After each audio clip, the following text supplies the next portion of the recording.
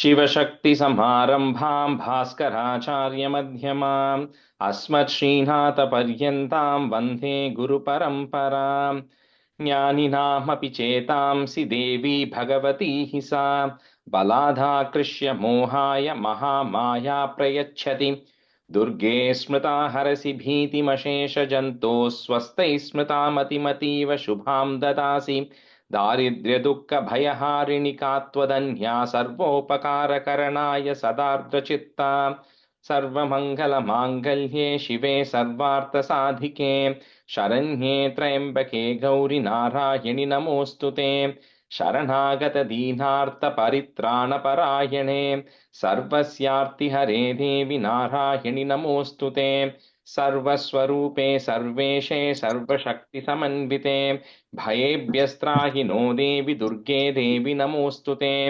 रोगानशेषानपहंसि तुष्टारुष्टातु कामान् सकलान् भीष्टान् त्वामाश्रितानां न विपन्नराणां त्वामाश्रिताः ह्याश्रयतां प्रयान्ति सर्वाबाधाप्रशमनं त्रैलोक्यस्याखिलेश्वरि एवमेव त्वया कार्यम् अस्मद्वैरिविनाशनम् Welcome everybody. Good evening. I sent a recording of this also, but you don't have to worry. We're going to be learning these stanzas anyway in chapter 11, right? When we come to that. So this is all part of Devi Mahatmyam itself. So, okay. So we completed about 10 stanzas of Devi Kavacham last time. So who wants to, since it's the first class, who wants to volunteer to say that 1 to 10? Okay, Sangeeta, go ahead. Yeah. Okay. Devi Kavacham. Asya Shri Chandi Kavachasya Brahma Rishihi Anushtup Chandaha Chamunda Devata Anyasakto Mat Anyasa Anganya Anganya Sokta Mataro Bijam Digbanda Devatas Tattvam Shri Jagadamba Prityarte Saptashati Patangatvena Jape Viniyogaha. Sangeeta, or small correction. She Jagadamba. You said Jagadamba. Jagadamba. Jagdamba प्रीत्यर्थे Saptashati पाठाङ्गत्वेन जपे विनियोगः ॐ नमश्चण्डिकायै मार्कण्डेय उवाच यत्कृत्यं परमं लोके सर्वरक्षाकरं यन्न कस्यचिदाख्यातं तन्मे ब्रूहि पितामह ब्रह्मोवाच अस्ति गुह्यतमं विप्र सर्वभूतोपकारकम् देव्यास्तु कवचं पुण्यं तशृणुष्व महामुने प्रथमं शैलपुत्री च द्वितीयं ब्रह्मचारिणी तृतीयं चन्द्रघण्टेति कूष्माण्डेति चतुर्थकं पञ्चमं स्कन्दमातेति षष्ठं कात्यायनीति च सप्तमं कालरात्रीति महागौरीति चाष्टमं नवमं सिद्धिदात्री च नवदुर्गा कीर्तिताः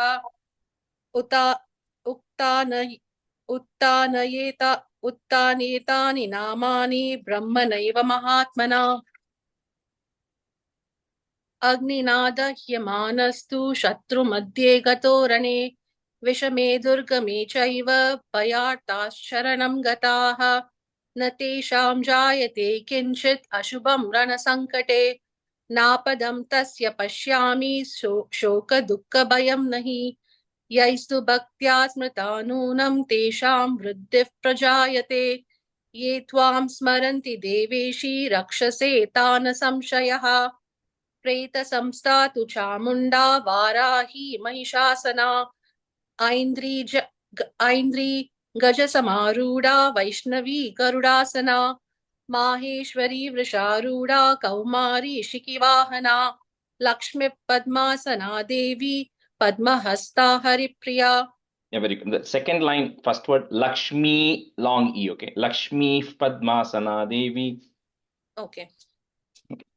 All right, so we'll start from 11. So let's see.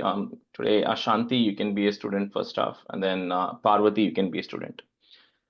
Okay, so I'll kind of say the meaning. I'll say till 10, 11, right? And then some of these things I'll state as we go stanza by stanza because it might be easy that way. So, like we discussed last time, this is the Kavacham, right? Kavacham means a shield. So something you chant at the beginning to protect yourself Mainly, it's just something you can chant every day. Like you have Skanda Shashti Kavacham, Narayana Kavacham, Ayyappa Kavacham. It's just another Kavacham, right? But here it starts off with Markandeya Muni asking Brahma, saying, "Oh Pitamaha, tell me that which is a secret, which nobody else knows about, and it has not been told to anybody else." So that's why in the first line itself saying, Yet Guhyam, Gupt means Guptas is, Guhyam is secret. So Paramam, which is the most secret, which has not been told to anybody, which nobody knows, and which protects everybody, right? So please, tell me that, which will Sarva Rakshakaram, which will protect all the humans and everybody. Please tell me that secret. So for that, Brahma actually says this, right? So Brahma is saying this. So it says Brahma Vacha. So Brahma is now saying this entire Devi Kavacham to Markandeya and saying, okay, I'm going to tell you this, which if you say every day will protect you, right? So this is kind of coming from the mouth of Brahma in this case. So here, first he says, before we go and say what is that Kavacham, he says, first I'm going to tell you about all the Durgas, and first I'm going to tell you all about the Devis. So a lot of you might have heard about Nava Durga. In fact, one of our friend had that in their Golu 2 years back, right? Nava Durga she had kept. So this Nava Durga, that's where he's telling literally who are those Nava Durgas. Pratamam Shaila Putri, cha means and Dvitiyam Brahmacharini, second is Brahmacharini. Tritiyam Chandra Ghanteti. Each one has a meaning. So Shailaputri means one who is the daughter of the Himalayas. Then Brahmacharini is one who observes celibacy, right? So Brahmacharini. Then Chandra Gantha is one who has a moon on her neck, in her neck actually, not her head. Then Kushmanda is one who actually contains the entire universe. Then Panchamam Skanda Mateti. So one who is the mother of Skanda, Kartikeya. Shashtam Katyayani. So Katyayani is the one who's going to incarnate later to protect the Devas. Then Saptamam Kalaratri. The Kalaratri is the one who kills Kali. And then Mahagauri ti Chashtama. Mahagauri, the one who does the great penance, she is the eighth one. And ninth is Siddhi Dhatri, the one who gives Siddhi, the one who gives moksha. So she's a Siddhi Dhatri. She says these are the 9 forms of Durga, right? So he says whoever remembers these 9 forms of Durga and then praise will get blessing. So first he's kind of talking about those 9 forms of Durga. Then he says what all scenarios, and later on in the Palastuti, right? Like everything has a Palastuti later, which is going to come, which will tell all the scenarios in which you'll be protected. But here Brahma is giving kind of an overview from 6 to 8. He's saying Agnina Dahyamanastu, saying, if you're burning in fire, if you are surrounded by enemies in your battlefield, if you are in a situation where it is you're completely frightened, right? Anyway, Kavacham is for whenever you're frightened about anything. So when you're frightened, when all those scenarios he talks about, when you say this Kavacham, then shoka dukkha bhayam nahi, right? So you will not get any grief or fear or sorrow, or none of those you will get, right? That's what he's telling about till 8.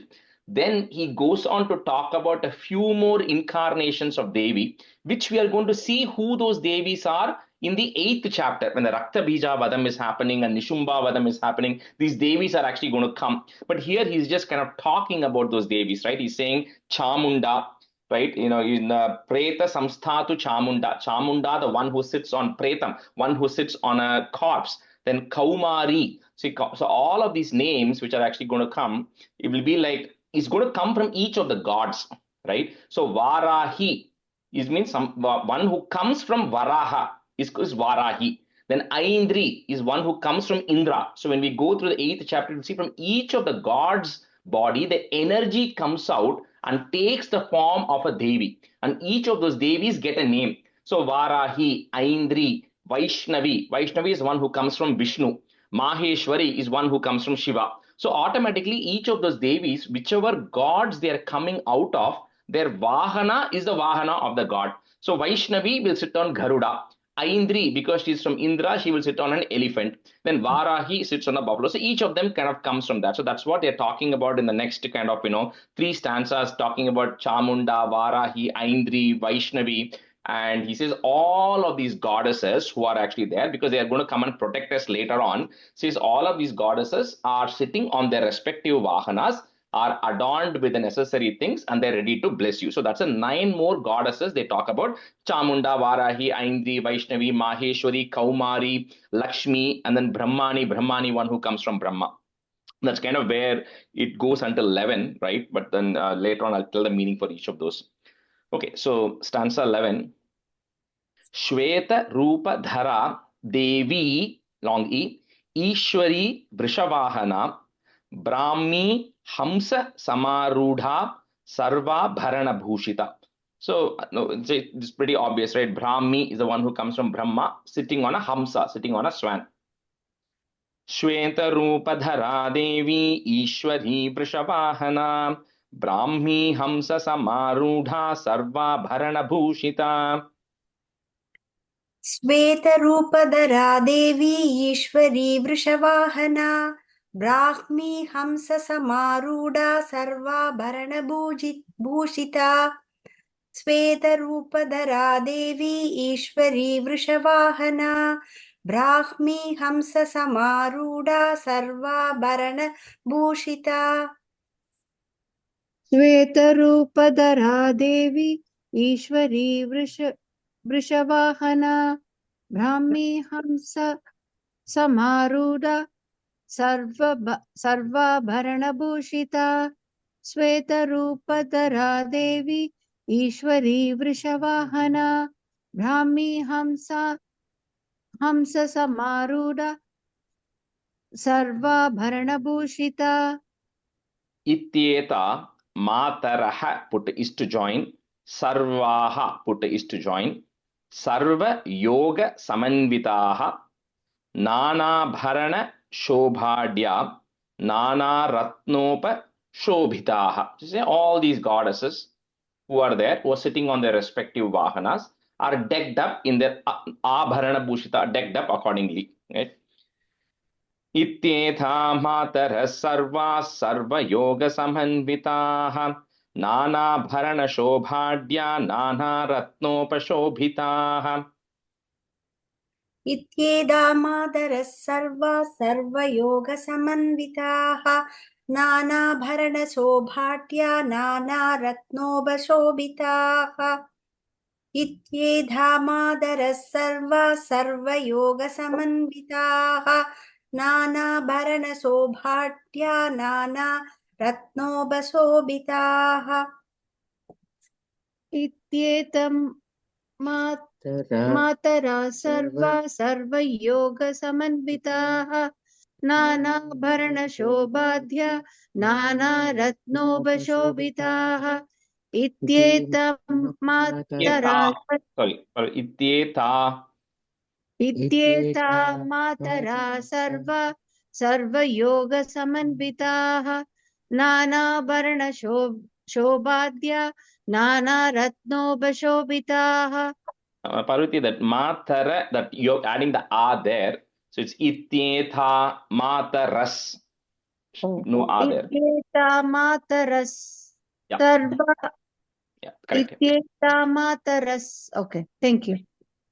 Drishyante ratamarudha devyah is there. Now kha is coming later, so that visarga becomes, you put a ih sound, like a h sound, so it becomes devyah krodha samakulaha shankam chakram gadam shaktim halam cha musalayudham. So each of these devis, because like I said, right, when Vaishnavi is coming from Vishnu, so she sits on Garuda and she'll have a chakra with her, right? Because she's coming from Vishnu. So automatically she gets the necessary things that Vishnu is having. That's, again, we'll see all those in the 8th chapter. But here it just talks about how each of these devis are having the appropriate, weapons or whatever each of those devas or gods are carrying, the devis are also carrying. That's why Shankam, Chakram, Gadam, each of them, they're carrying that. दृश्यन्ते रतमारूढा देव्यः क्रोधसमाकुलाः शङ्खं चक्रं गदां शक्तिं हलं च मुसलायुधम्. दृश्यन्ते रथमारूढा देव्यः क्रोधसमाकुलाः शङ्खं चक्रं गदां शक्तिं हलं च मुसलायुधम्. दृश्यन्ते रथमारूढा देव्यः क्रोधसमाकुलाः शङ्खं चक्रं गदा शक्तिं हलं च मुसलायुधम्. गदाम im sound there. गदां शक्तिं गदां शक्तिं हलं च मुसलायुधम्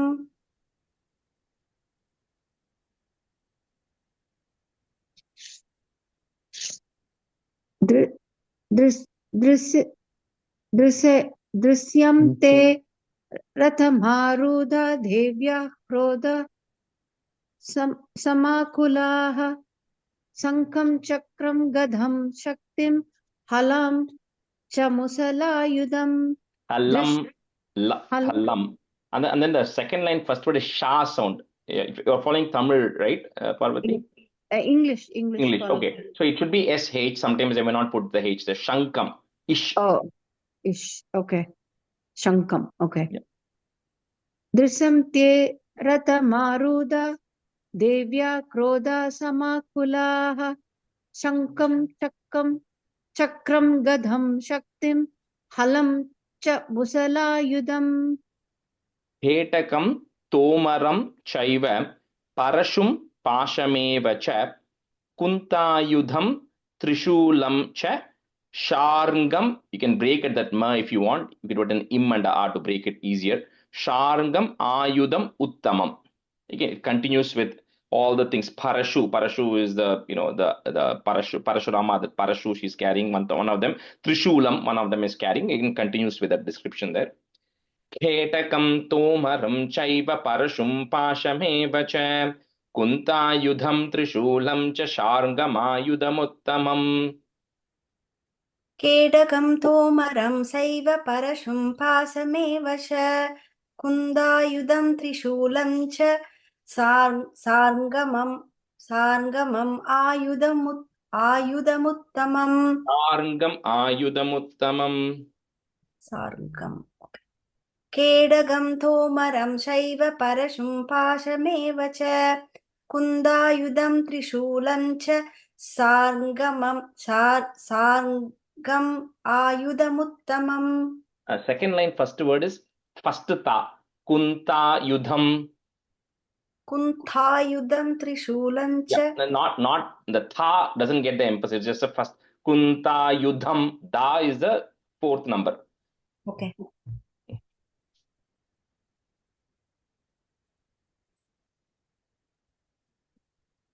केटकं तोमरं चैव परशुं पासमेव च कुन्थायुधं त्रिशूलं च शर्ङ्गं मायुधमुत्तमम् The last word Sharngam Ayudham Uttamam. Okay. शार्ङ्गमायुधमुत्तमम् Yeah, and the first line, the parashu and pasha is again sha sound. Sha, okay. Parashu. Okay. Ketakam tomaram chaiva parashum pasaram. Sorry. Parasum pasameva cha kuntayudam trishulam cha sharngam Sharngam. Sharngam. shargamayudamuttamam. I'll note it down. Yeah. Shargamayudamuttamam. Daityanam Deha Nashaya Bhaktanam Abhayaya cha. You can break it that way if you want. Dharayantya Yudha Nitam. You cannot break it, so you have to say the whole thing together. Dharayantya Yudha Nitam Devanam cha Hitaya vai. Some of the words are like easy to understand. So Dhaityanam Dehanashaya, to kill the body of the demons, and for the protection of Bhaktanam Abhyaya, to the devotees and also the Devas, to protect them. All these goddesses are carrying all these weapons and everything else to come to protect. Daityanam Dehanashaya Bhaktanam Abhyaya cha Dharayantya Yudhanitam Devanam cha Hitaya vai. दैत्यानां देहनाशाय भक्तानाम् अभयाय च धारयन्त्यायुधानीतं देवानां च हिताय वै दैत्यानां देहनाशाय भक्तानाम् अभयाय च धारयन्त्यायुधानीतं देवानां च हिताय वै नित्यानां देहनाशाय भक्तनामाभयाय च धरयन्ता दरयन्त्या युधान्नीतं देवनां च हिताय वै Parvatya, again the sha dehana shaya sha sound, and again some lot of places I think that is slipping, right, because in English they might have just put one a. yeah, So dhara yantya yudhanitam, all comes there. okay, okay. धारयन्त्या युधानीतं देवनां च हिताय वै Devanam. देवानां च हिताय वै दैत्यानां देहनाशाय भक्तानामभयाय च धारयन्त्या युधा नित्यं देवानां च हिताय वै Yudha Neetam, okay, long E in the Yudha Neetam there. Second. okay. Namastestu Maharaudre Mahaghora Parakrame Mahabale Mahotsahe Mahabhaya Vinashini. Short E at the end. So be careful not to say Vinashini. That's wrong. It's short E, Vinashini. Because you're doing Namaste to somebody, right? So when you're saying Namaste to, it becomes the person you're referring to is the object, right? Which means it becomes a short E there. So before we go and say, okay, protect me from this, protect me from that, we are saying, first, my prostrations or salutations to you, who is Maharaudre. Rudra means fearful appearance. So Raudre is one who is also fearful in appearance. Then Mahabale is one who has tremendous strength. And Mahotsahe is one who has a lot of energy. Mahabhaya Vinashini is one who destroys the greatest of fears that you have. To all of you, which is the same Devi, first I'm prostrating, doing my namaskarams before I ask you for favors. So, Daityanam Deha Nashaya Bhaktanam, sorry, we did. Namastestu Maharaudre Mahaghora Parakrame Mahabale Mahotsahe Mahabhaya Vinashini.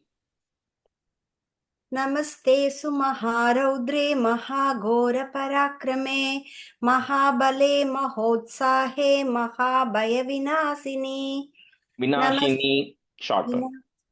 विनाशिनी नमस्ते सुमहारौद्रे महाघोरपराक्रमे महाबले महोत्साहे महाभयविनाशिनी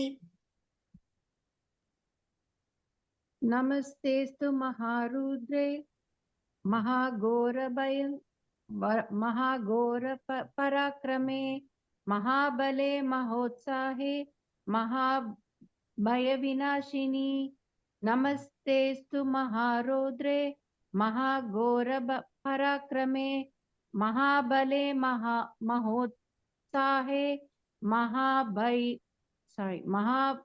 महाभयविनाशिनी. Then again, that knee, be very careful and just, I would say, be like proactive and cut it really short, right? That way you won't stretch it by mistake because it's a short E at the end there. Trahi Mam Devi, again, short E. Dushprekshe Shatrunam Bhayavardhini, short E. Prachyam Rakshatu Mamaindri Agneyam Agni Devata. So from now, with each of those things, right? The first, we're going to pray to protect us in all directions. So it says, it first starts off by saying, to even David, it's difficult to even have a glance at you because, like when later on we'll see how these demons fear the Chandika who comes and how Ghoram it is going to be. So it says it's very fearful to look at you, but however, I still need you to come and help me, right? And how you want to help, how I want you to help me first. Prachyam Rakshatu Mam Aindri. So he says, Aindri, protect me from east. Then Agni Devata, one who is the goddess of fire, protects me from southeast. So it starts from east and then it starts going through the 8 cardinal directions, right? And then top and down also. Trahi Mam Devi Dushprekshe Shatrunam Bhayavardhini Prachyam Rakshatu Mamaindri Agneyam Agni Devata. त्राहि मां देवि दुष्प्रेक्षे शत्रूणां भयवर्धिनि प्राच्यां रक्षतु मामैन्द्री आग्नेयामग्निदेवता त्राहि मां देवि दुष्प्रेक्षे शत्रूणां भयवर्धिनि प्राच्यां रक्षतु मामैन्द्री आग्नेयाम् अग्निदेवता त्राहि मां देवि दुष्प्रेक्षे शात्रूणां भयवर्धिनी प्राश्यां रक्षतु मामैन्द्री आग्नेयाम् अग्निदेवता. That first line, Shatrunam, long U and Na. Shatrunam. Okay. Trahi mam devi dushprekshe shatrunam bhayavardhini prakshyam rakshatu mamaindri agneyam agnidevata.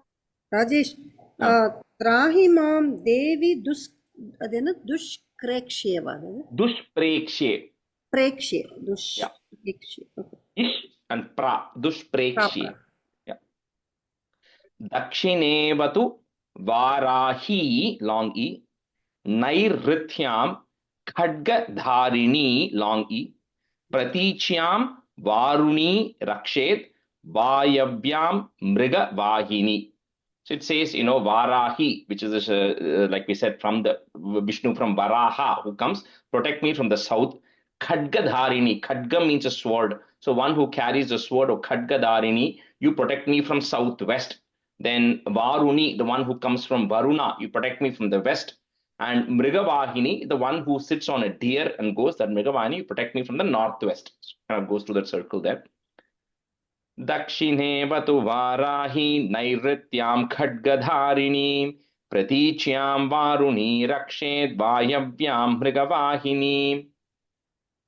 दक्षिणेवतु Varahi नैऋत्यां खड्गधारिणी प्रतीच्यां वारुणी रक्षेत् वायव्यां मृगवाहिनी दक्षिणेवतु वाराही नैऋत्यां खड्गधारिणी प्रतीच्यां वारुणी रक्षेत् वायव्यां मृगवाहिनी. दक्षिणे वतु वाराही नैत्र्यां खड्गधारिणी प्रतीक्ष्यां वरुणी रक्षेत् वायव्यां मृगवाहिनी. Second line, second word, varuni. वारुणी रक्षेत् वायव्यां मृगवाहिनी. वायव्यां मृगवाहिनी. दक्षिणे वतु वाराही नैऋत्यां खड्गधारिणी प्रतीक्ष्यं वरुणि रक्षेत् वायव्यां मृगवाहिनी. Again, the varuni. Second word. मृगवारुणी. No. And the pratichyam varuni rakshed. प्रतीक्ष्यां वारुणी रक्षेत्. Yeah, that's right. Yeah. Udichyam patu kaumari. Udichyam aishanyam shula dharini, long E. Urdhvam brahmani me rakshet dhadastad vaishnavi tatha. So here now Udichyam patu kaumari. So the kaumari, you protect me from north. The kaumari is the one, the Shakti of Kumara, right, from Kartikeya. That's kaumari. You protect me in the north. Then Shuladharini, you protect me from northeast. Then Brahmani, the one who comes from Brahma, you protect me Urdhvam, which is from the top. And then Vaishnavi, from the Shakti of Vishnu, you protect me from below as well. So all the 8 directions, and then top and bottom. Udichyam patu kaumari aishanyam Shuladharini urdhvam brahmani me rakshe dhadastad vaishnavi tatha. उदीच्यां भादु कौमारी ऐशान्यां शूलधारिणी ऊर्ध्वं ब्रह्माणि मे रक्षेत् ददस्ताद्वैष्णवी तदा. उदीच्यां भादु कौमारी ऐशान्यां शूलधारिणी ऊर्ध्वं ब्रह्माणि मे रक्षेत् ददास्ताद्वैष्णवी तदा.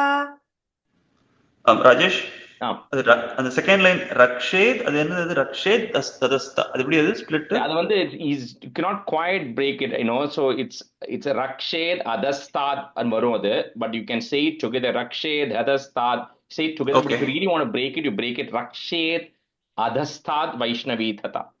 ஓகே, அதர்வைஸ் ஃபுல் அப்படியே சொல்லணும். Okay, Yeah, you can say split also there if you want in that da. அதஸ்தாத். ஓகே. उदिचीं पतु कौमारी ऐसन्यां शूलधारिणी ऊर्ध्वां ब्राह्मिणि मे प्रक्ष्येद् अधस्ताद् वैष्णवी तथा उदिच्यें पतु कौमारी Patu. उदिच्यें पातु कौमारी ऐष्ण्यां शूलधारिणी ऊर्ध्वां ब्राह्मणि मे रक्षेद् अधस्ताद् वैष्णवी तथा Second line, second word, brahmani a. ब्रह्माणि Yeah.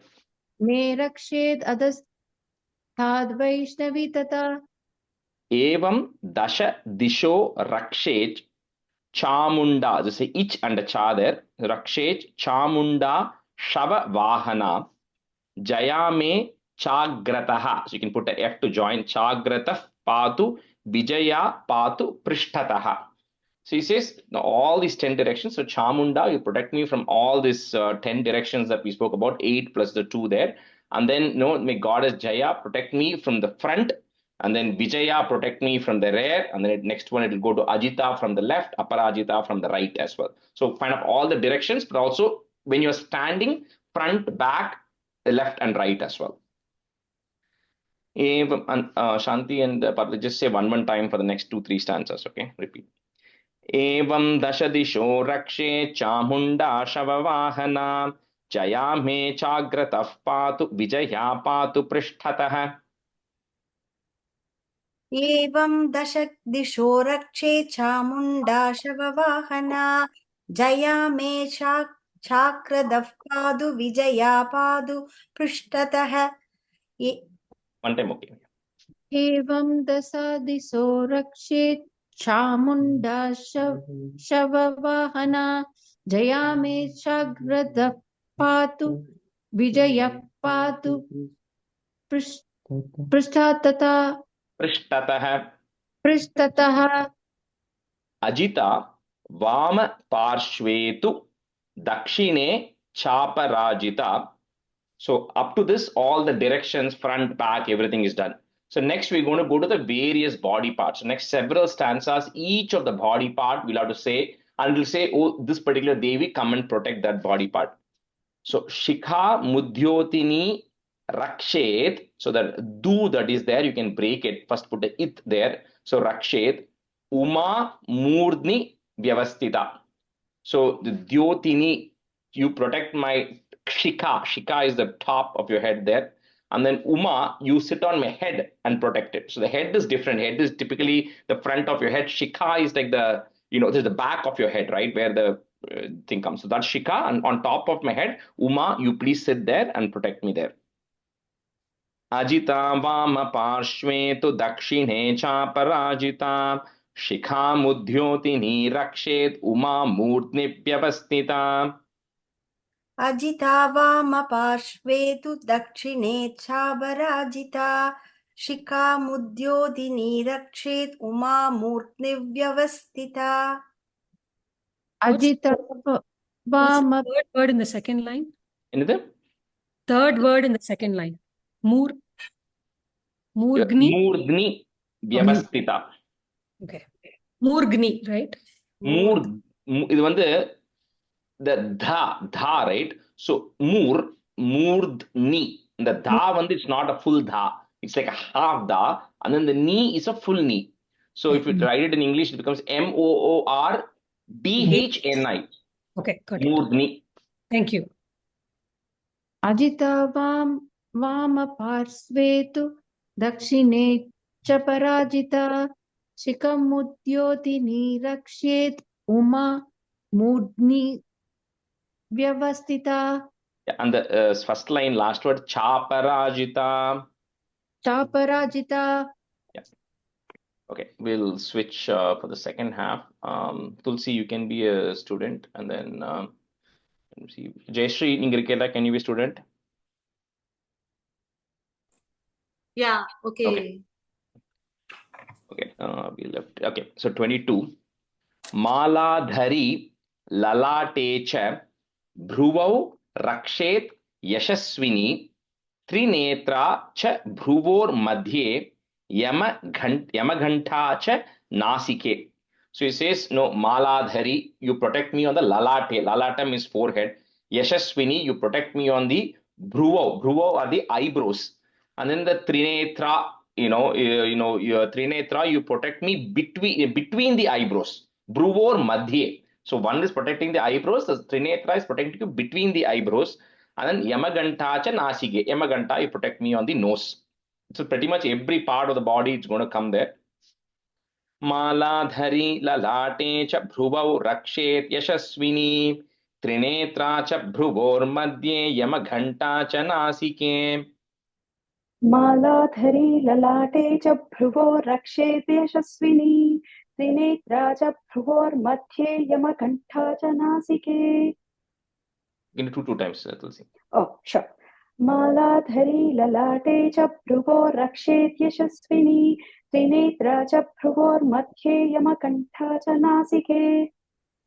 मालाधरी ललाटे च भ्रुवौ रक्षेत् यशस्विनी त्रिनेत्रा च भ्रुवोर्मध्ये यमकण्ठा च नासिके. मालाधरी ललाटे च भ्रुवौ रक्षेत् यशस्विनी त्रिनेत्रा च भ्रुवोर्मध्ये यमकण्ठा च नासिके.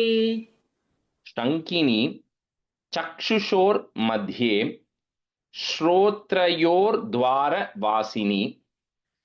So श्रोत्रयोर द्वार वासिनी कपोलौ खालिका रक्षेत कर्णमूले तु Shankari. So here Shankini, you protect me Chakshushor Madhye, between the eyes. And then Shrotrayor Dvaravasini. So Dvaravasini, protect me in the ears, right? Which is there.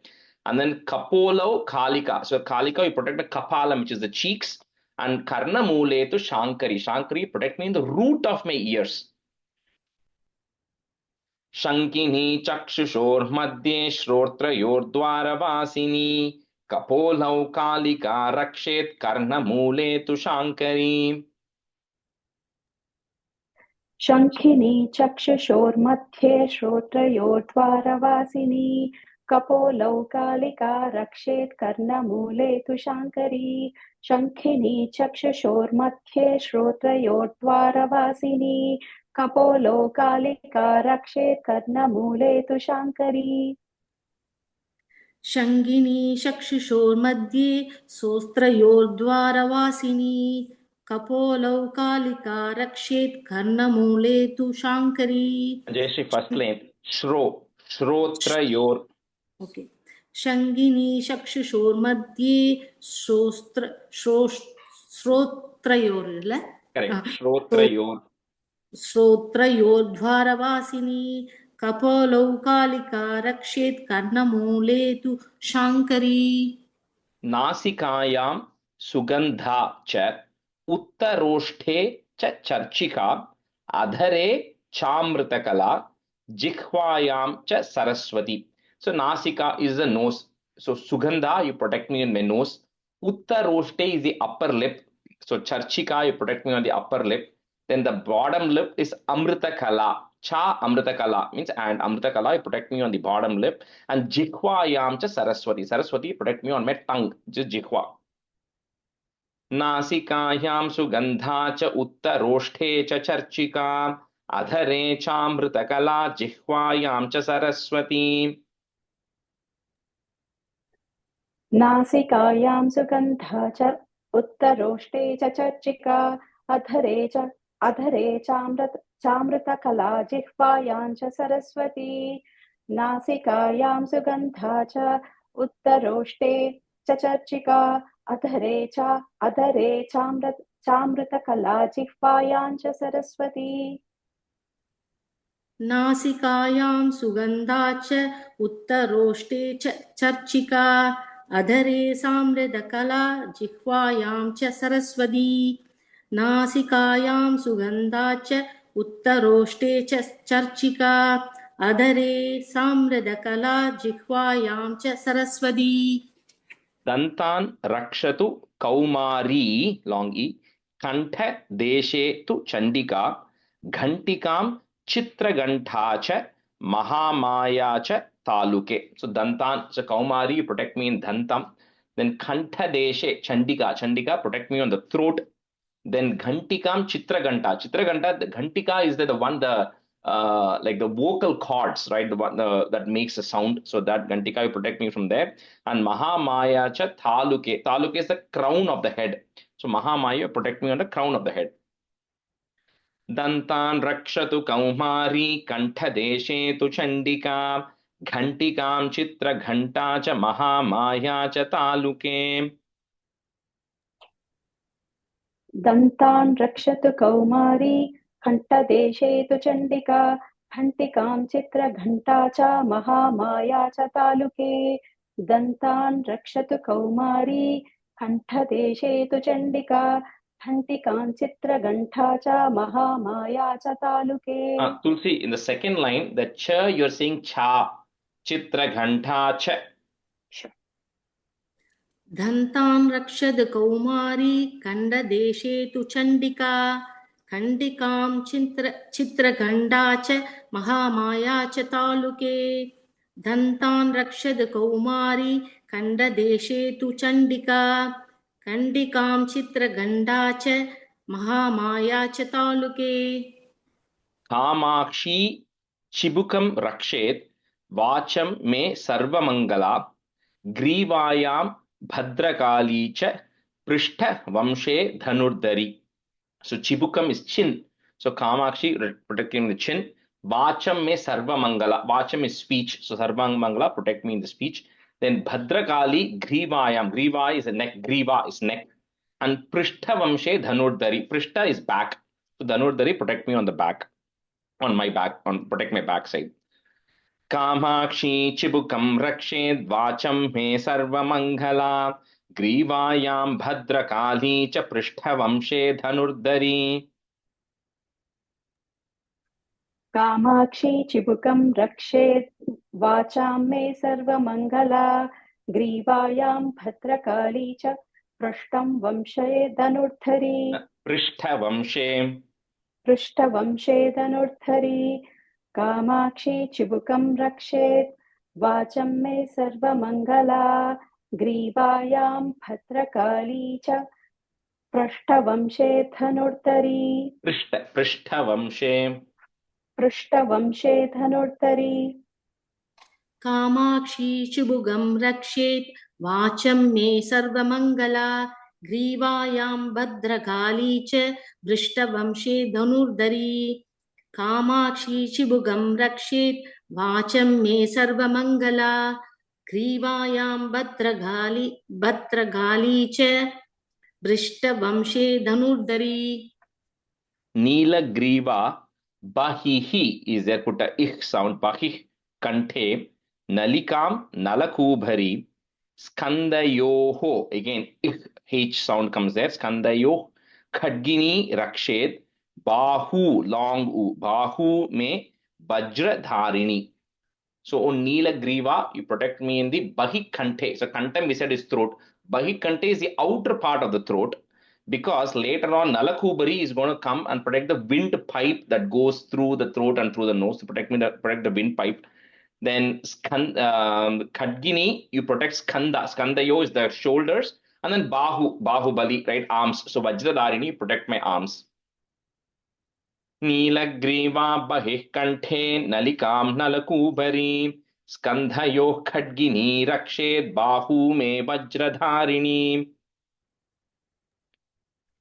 नीलग्रीवा बहिः कण्ठे नलिकां नलकूबरी स्कन्धयोः खड्गिनी रक्षेत् बाहू मे वज्रधारिणी. नीलग्रीवा बहिः कण्ठे नलिकां नलकूबरी स्कन्धयोः खड्गिनी रक्षेत् बाहू मे वज्रधारिणी. नीलग्रीवा बहिः कण्ठे नलिकां नलकूबरी स्कन्दयोः खड्गिनी रक्षेत् बाहु मे वज्रधारिणी Jayashree, bahu, long. ओके नीलग्रीवा बहिः कण्डे नलिकां नलगूबरी स्कन्दयोः खड्गिनी रक्षेत् बाहु बाहु बाहु मे वज्रधारिणी Hastayor, dandini, rakshet. So the that is there, it's easy to break it into it and a there. So dandini, rakshet. Ambika, changuli, shucha. Nakhan, chuleshwari, long e, rakshet. Kukshav, rakshet, kuleshwari, long e. So hastayor, dandini. Dandini, protect my hands. Then Ambika, protect the anguli, which is the fingers. Then Nakhan, which is the nails. So Chuleshwari, protect my nails. And then Kuleshwari, you protect my kukshav, which is my belly. Hastahyor dandini rakshet Ambika changulishu cha. Nakhan Chuleshwari rakshet kukshav rakshet Kuleshwari. हस्तयोर्दण्डिनी रक्षेदम्बिका चाङ्गुलीषु च नखान् शूलेश्वरी रक्षेत् कुक्षौ रक्षेत् कुलेश्वरी हस्तयोर्दण्डिनी रक्षेदम्बिका चाङ्गुलीषु च नखान् शूलेश्वरी रक्षेत् कुक्षौ रक्षेत् कुलेश्वरी हस्तयोर्दण्डिनी रक्षेत् अम्बिका चाङ्गुलीषु च नगान् शूलेश्वरी रक्षेत् कुक्षौ रक्षेत् कुलेश्वरी हस्तयोर्दण्डिनी रक्षेत् अम्बिका चाङ्गुलीषु च नगान् शूलेश्वरी रक्षेत् कुक्षौ रक्षेत् Kuleshwari. Second line, first word, the second cha, it is Nakan Chuleshwari Rakshet. Nakan Chuleshwari. Okay. Yeah, and the cha, it's an emphasis cha, second cha. So, okay. Stanau Rakshen Mahadevi, long e. Manaha, put a ish to join. Manash Shoka Vinashini. Hridaye Lalita Devi. Udare Shula Dharini. Stanav referring to the breast. So Rakshen Mahadevi, oh Mahadevi, protect my breast, who is also Manashoka Vinashini, one who eradicates all the sorrow in your heart. Hridaye, heart, Lalita Devi. Udare Shuladharani. Udare is the abdomen. So Shuladharani, protect my abdomen. Stanho Rakshen Mahadevi, Manashoka Vinashini. Hridaye Lalita Devi, Udare Shuladharini. स्तनौ रक्षेन् महादेवी मनःशोकविनाशिनी हृदये ललिता देवी उदरे शूलधारिणी स्तनौ रक्षेन् महादेवी मनःशोकविनाशिनी हृदये ललिता देवी उदरे शूलधारिणी. Rajesh, one question. Inge, there's the Devi Vinash Neelam long ear. Okay, we don't have to emphasize here. No emphasis. It's just a long. That means you just stretch it, right? Because here it is saying, "Oh Devi, you protect me." Means the Devi is the subject, right? Saying, so Devi, this Devi will protect you. That's what you're saying. When you say, "Oh Devi," when you come there, it becomes a short e, right? She's saying, "Mahadevi, you protect my stanau," right? So she's the subject in this case. So emphasis kadayadu, but it is a long. You have to stretch it. Okay. And where you us to underline, anga emphasize pannama. Underline when the language follow. Which language are you following? Done. Like row 28, you told us the third line, Naka Chuleshwari. Right? Because that is cha, right? So in Sanskrit you have cha. Right. So that second cha is coming there. So Nakan Chuleshwari Rakshet. That is different from wherever cha is coming, right? Like if you look at 26, Grivayam Bhadrakali cha. That is the first cha. But Chuleshwari is the second cha. Okay, okay, got it. Okay, thank you. You need Sanskrit follow up. Which one are you following? Sanskrit done. Well, the cha dane vandirukadhu. The second cha is there, right? Amam. நான் சூலேஸ்வரின்னு சொல்லிட்டேனா? I was telling on the cha, you have to emphasize that. Chuleshwari. Chuleshwari. Yeah. But நீங்க Tamil follow பண்றீங்கன்னா ஜெயஸ்ரீ அதுல அந்த numbering இருக்கும் இல்லையா? இல்ல நம்பர்லாம் இல்ல. இல்லையா அதுல? வெறும் சூ தான் போட்டிருக்கான். It's color coded. ஆனா I can அது கலர் see கோடடா the இருக்கு இல்லையா? இல்ல I can see the Englishல இருந்து அதையும் பாத்துக்கிறேன். CH போட்டிருக்கான். So Chuleshwari. Okay. Yeah. स्तनौ रक्षेन् महादेवी मनःशोकविनाशिनी हृदये ललिता देवी उदरे शूलधारिणी स्तनौ रक्षेन् महादेवी मनःशोकविनाशिनी हृदये ललिता देवी उदरे शूलधारिणी नाभौ च कामिनी रक्षेत् गुह्यं गुह्येश्वरी तथा पूतना कामिका मे dra sound drum gude mahishavahini long e. So nabhau is a navel, so kamini protect my navel. Then guhyeshwari, you protect guhyam, which means so certain parts of the body we are able to call out and say, oh, this part you protect me, this part you protect me. But there are certain parts of the body which are hidden, which we don't even know exist. Right? So saying, oh, Guhyeshwari, protect those parts which are secret or which are hidden inside my body that I'm not aware of, right? And then Putana, Kamika, Matram, referring to reproductive organs of the body. Oh, Putana, Kamika, you protect that. And then the excretory organs, Mahishavahini, you protect it. नाभौ च कामिनी रक्षेत् गुह्यं गुह्येश्वरी तथा पूतना कामिका मेढ्रं गुदे महिषवाहिनी नाभौ च कामिनी रक्षेत् गुह्यं गुह्येश्वरी तथा पूतना कामिका मेढ्रं गुदे महिषवाहिनी नाभौ च कामिनी रक्षेत् गुह्यं गुह्येश्वरी तथा पूतना कामिका मेढ्रं गुदे महिषवाहिनी नाभौ च कामिनी रक्षेत् गुह्यं गुह्येश्वरी ददा पूतना कामिका मेत्रं गुदे गुदे करेक्टा गुदे गुदे महिषवाहिनी नाभौ first line last word तथा okay नाभौ च कामिनी रक्षेत् गुह्यं गुह्येश्वरी तथा पूतना कामिका मेत्रं गुदे महिषवाहिनी katyam bhagavati rakshej, so that ij and the ja will come, you can break in the middle. Rakshej januni vindhya vasini jange mahabala rakshet sarva kama pradayini. So katyam is referring to the waist, so bhagavati, you protect my waist. And then januni is the knees, so januni vindhya vasini, you protect my knees. And then sarva kama pradayini, the one who fulfills all the desires. Oh, Mahabala, you protect my jange, which is referring to hips. So you don't have to worry about, understanding, oh, what word is this? Because later on, we are going to, the very end, I will teach you all like a nyasam, which we'll do. So nyasam is purification of the body to perform all of this.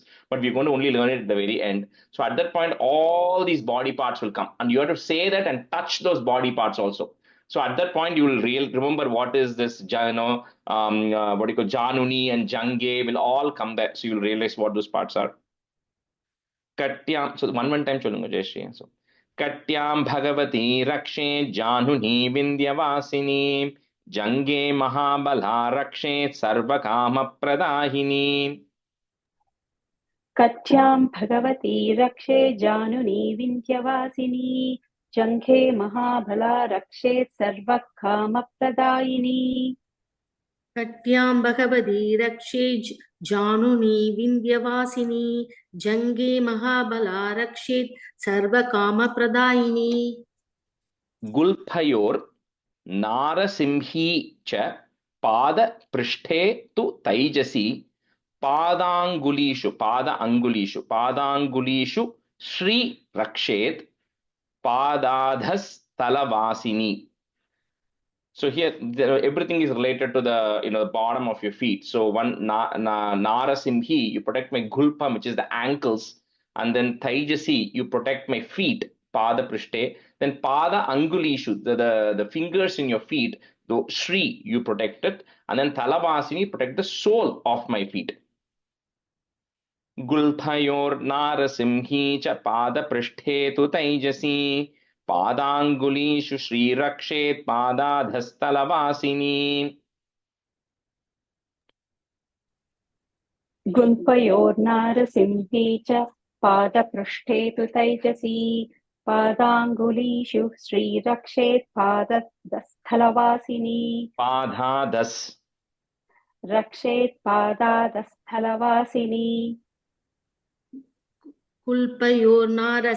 Narasimhi च पादपृष्ठे पादपृष्ठे तु तैजसी पादाङ्गुलीषु श्रीरक्षेत् पादादस्थलवासिनी नखान् दंष्ट्राकराली च केशांश चैवोर्ध्व. So see, this lot of places you're going to see this, however it is written in your book. This ish and a cha will come together. It will come in hundreds of places. So get used to kind of the moment you see that, recognize that, okay? Because it's going to come in a lot of places.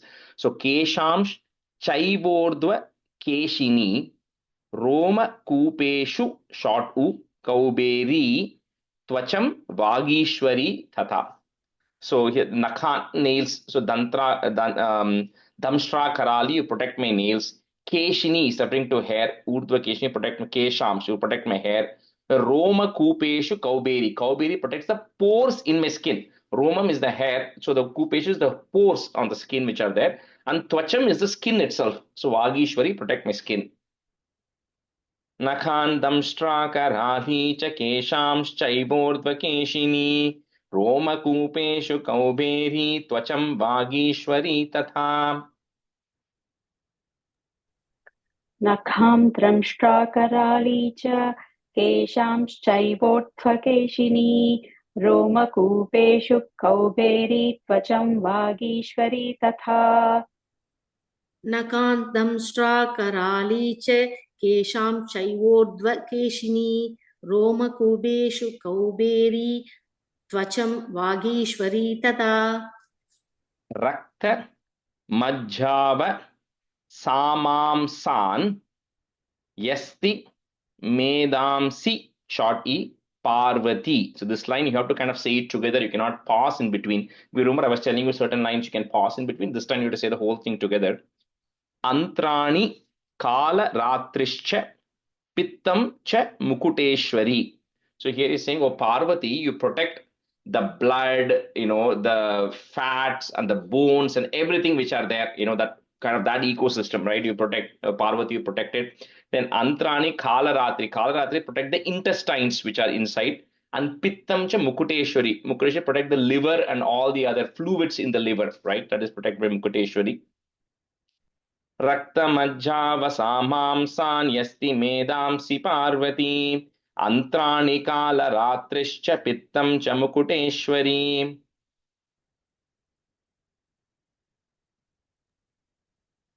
रक्तमज्जावसामांसान् यस्ति मेदांसि Parvati अन्त्राणि कालरात्रिश्च पित्तं च मुकुटेश्वरी रक्तमज्जावसामांसान् यस्ति मेदांसि पार्वती अन्त्राणि कालरात्रिश्च पित्तं च Mukuteshwari. Do one more and stop today. Padmavati Padma Koshe Kaphe Chudamanis Tatha Jwalamukhi Naka Jwalam. You can break it that ma Naka Jwalam Abhedya Sarva Sandhishu. So put a short u there. So Padmavati, you protect Padma Koshe, means the chakras which are there in the body, you protect that.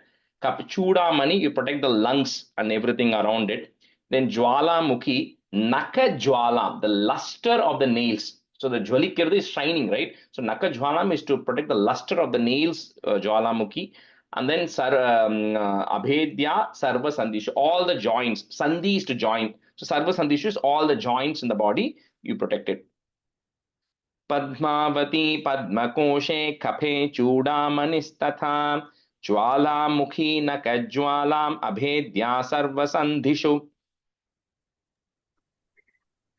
Padmavati पद्मकोशे कफे चूडामणिस्तथा ज्वालामुखी नखज्वालामभेद्य सर्वसन्धिषु पद्मावती पद्मकोशी कपे चूडामणिस्तथा ज्वालामुखी नगज्वालम् अभेद्य सर्वसन्धिषु Nakajwalam. नगज्वालाम् अभेद् ज्वालामुखी नगज्वालाम् अभेद्य सर्वसन्धिषु. Hari Om Gurubhyo Namaha. We'll stop here today. Thanks everyone. And next class we'll finish Devi Kavacham. Thank you. Thank you, Rajesh. Thank you. Good night. Thank you. Thank you, Rajesh. Thank you.